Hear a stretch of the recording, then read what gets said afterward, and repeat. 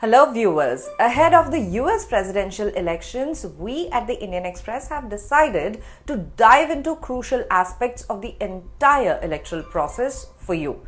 And today we are talking about the Electoral College. As voters in the US prepare to cast their ballots, many might not realize that the candidate who receives the most votes could actually lose the election. How is that possible? Let's break down the Electoral College system.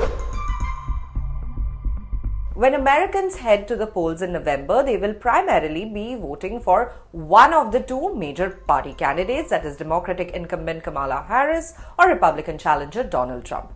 However, their votes will not directly determine who becomes the president.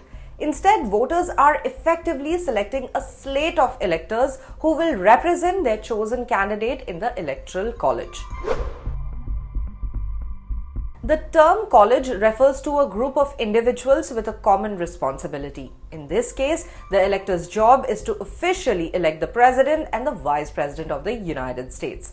The Electoral College convenes every 4 years, meeting for a few weeks after election day to fulfill this critical function. Now let's talk numbers. Each state's number of electors is determined by its population, aligned with the number of lawmakers it has in the Congress, both in the House of Representatives and the Senate. For instance, California boasts the highest number of electors at 54, while smaller states like Wyoming and Alaska have the minimum of 3. In total, there are 538 electors, and a candidate needs a majority, that is at least 270 electoral votes, to win the presidency. Typically, the states award all their electoral votes to the candidate who wins the most votes within the state. For example, if a candidate secures just over 50% of the vote in Texas, they will receive all of the 40 of state's electoral votes.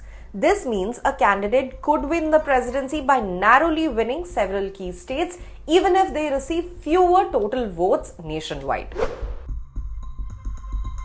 The advantages include smaller states retain significance in the election process, candidates can focus their efforts on battleground states rather than every voter nationwide. It simplifies recounts as issues can be isolated to specific states. However, there are notable disadvantages as well. Many voters feel that their votes carry less weight. Power is disproportionately concentrated in the swing states. A candidate can win the presidency while losing the popular vote. More on that shortly. There are concerns about the integrity of the electoral process, including the potential for fake electors as well. Speaking of swing states, these are regions where the voting outcome is unpredictable and can tip either way. In the 2024 election, crucial battlegrounds include Arizona, Georgia, Michigan, Nevada, Pennsylvania, and Wisconsin. The Indian Express has already done an explainer on these, you can check it out. Candidates often concentrate their efforts here in the swing states where each vote could significantly impact the outcome. Historically, the Electoral College has led to instances where the popular vote winner did not become president. In fact, in 2 of the last 6 elections, candidates won presidency despite receiving fewer votes nationwide. In 2016, Donald Trump lost the popular vote to Hillary Clinton by nearly 3 million votes, and in 2000, George W. Bush was elected despite losing the popular vote to Al Gore by more than 500,000 votes. When the United States Constitution was drafted in 1787, a national popular vote was logistically unfeasible due to the country's size and communication limitations. The framers of the Constitution devised the system to balance the influence of larger states with smaller ones, giving them a greater voice in the presidential polls. It's important to note that electors are not always bound to vote for the candidate who wins in this state. Some states allow electors to vote as they please, although historically they tend to align with the popular vote. Those who don't are known as the Faithless electors. In 2016, 7 Electoral College votes were cast this way, but no result has been changed by Faithless electors.